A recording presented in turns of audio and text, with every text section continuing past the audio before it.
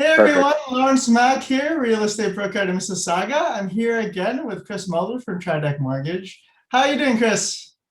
Lawrence, very well. Good to see you. Nice to see you again. Just wanted to touch base with you about the new changes last week about the stress test and how it affects buyers. So can you give us an idea about what's going on? Sure thing, Lawrence. So here's what people need to know about this stress test. First of all, when does it come into effect? Is next week on June the 1st, 2021. So that's the cutoff date. What happens on that date of significance?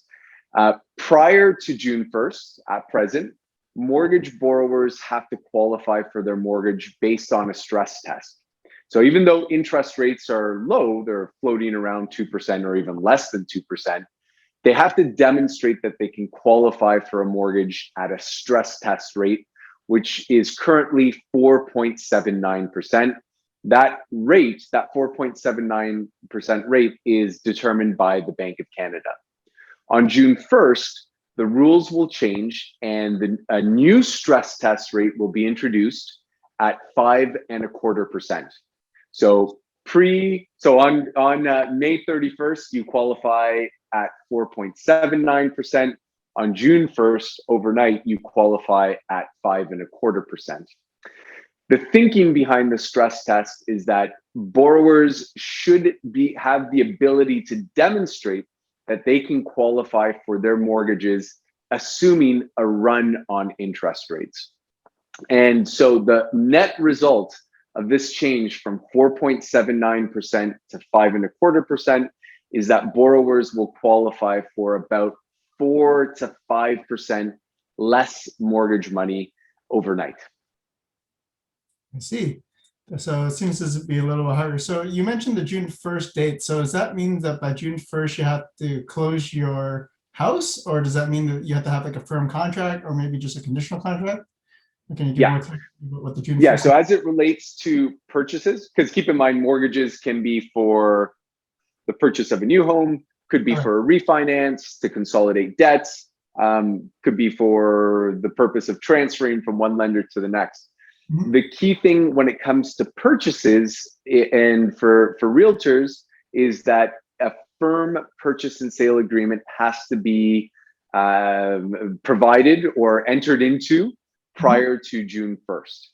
Okay, so So basically we have a few days. yeah, so it gets grandfathered. So if somebody signs this weekend, makes a purchase this weekend, it will be grandfathered in under the old qualifying rules. If it happens on June 1st, it's the new rules. And that also applies to people with pre-approvals. So if somebody was pre-approved prior to June 1st, it doesn't matter. What matters is, was the purchase and sale agreement entered into prior to June 1st? Okay, that makes sense. And then, so who do you think that this affects the most? Does it affect like pretty much everybody, or how good or how bad is this? it I'll give you anecdotal kind of anecdotal answer to this. Most home borrowers, when they go to market, don't necessarily borrow money at their absolute limit. Most people borrow about 1/3 of what they're able to qualify for. And so this change won't really have a major impact on them. Who it will disproportionately impact are those first-time homebuyers in a city like Toronto that are struggling to make it into the condo market, or that kind of starter home market, which for most people is a condo. And so that barrier to entry has gotten a little bit more difficult. And I think it's going to be those first-time homebuyers who are already struggling are going to be impacted. And ironically, this whole policy came into effect to kind of subdue the market, put a cap on things to make sure that things didn't get away for the average Canadian. I'm not sure that this policy is really hitting the mark when it comes to that.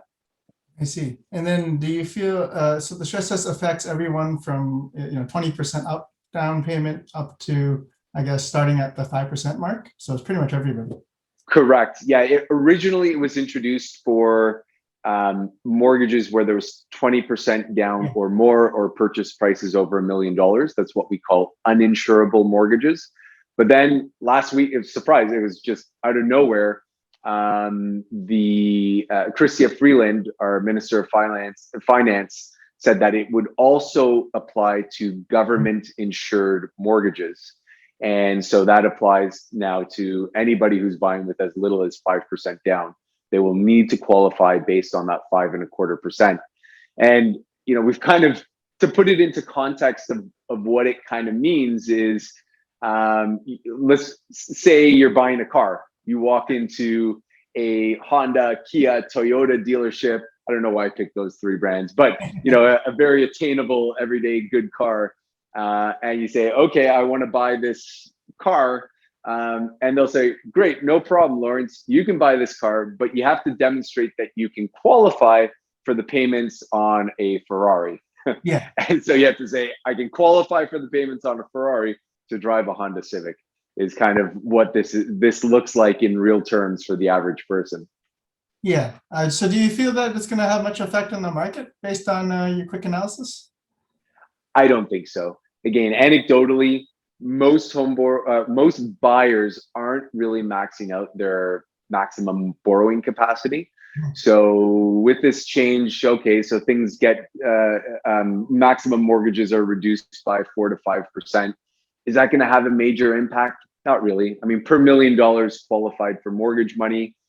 If on May 31st you qualified for $1 million, on June 1st you qualify for 950,000. Doesn't matter all that much. For the average person, not so much. And then that's $1 million in mortgage, so it means you have mortgage, correct? Like $200,000, $300,000 down payment or something. Correct. And $1 million mortgage on top of that, and then you're talking the difference of about 50,000. That's right. Yeah. Okay.